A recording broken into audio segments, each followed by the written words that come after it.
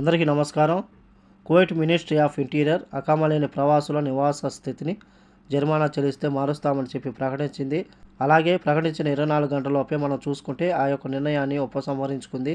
2020 సంవత్సరానికి ముందు కువైట్లో ఎవరైతే అకామా లేని ప్రవాసులు ఉన్నారో, ఎవరైతే రెసిడెన్సీ చట్టాన్ని ఉల్లంఘించిన ప్రవాసులు నివసిస్తూ ఉన్నారో వాళ్ళకు తగినంత జరిమానా చెల్లించి గరిష్టంగా 600 దినాలు చెల్లించి వాళ్ళ యొక్క నివాస స్థితిని మారుస్తామని చెప్పి ప్రకటించింది. తాజాగా కువైట్లో ఉన్న ప్రవాసులను దేశ బహిష్కరణ చేసే ప్రక్రియ కొనసాగిస్తామని చెప్పి, అలాగే 2020కి ముందు అకామా లేని ప్రవాస స్థితిని సవరించడానికి అనుమతించే నిర్ణయాన్ని తాత్కాలికంగా నిలిపివేస్తున్నట్లు మినిస్ట్రీ ఆఫ్ ఇంటీరియర్ ప్రకటించినట్లు స్థానిక మీడియా తెలిపింది.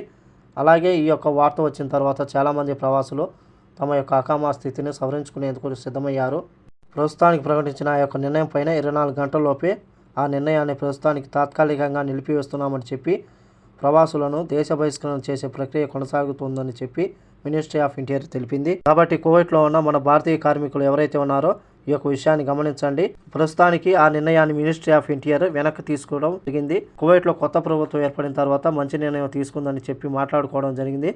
అలాగే నిర్ణయం వెలువడిన 24 గంటలలోపే మళ్ళీ వెనక్కి తీసుకోవడం జరిగింది. అలాగే ఇక్కడ ముఖ్యమైన విషయం ఏంటంటే, ఈ యొక్క నిర్ణయం ప్రకటించామని చెప్పి వారం రోజుల నుంచి 2000 మంది ప్రవాసులు 600 దినాలు జరిమానా చెల్లించి 2000 మంది ప్రవాసులు తమ యొక్క అకామాను రెన్యువల్ చేసుకున్నారు, తన యొక్క అకామాను సవరించుకున్నారని చెప్పి మినిస్ట్రీ ఆఫ్ ఇంటీరియర్ చెప్పడం గమనార్హం. ఏది ఏమైనా సరే ప్రవాసులకు ప్రకటించిన నిర్ణయాలను వెంటనే తీసుకోవడం, మళ్ళీ వెంటనే ఉపసంహరించుకోవడం గతంలో మనం చూసుకున్నాము.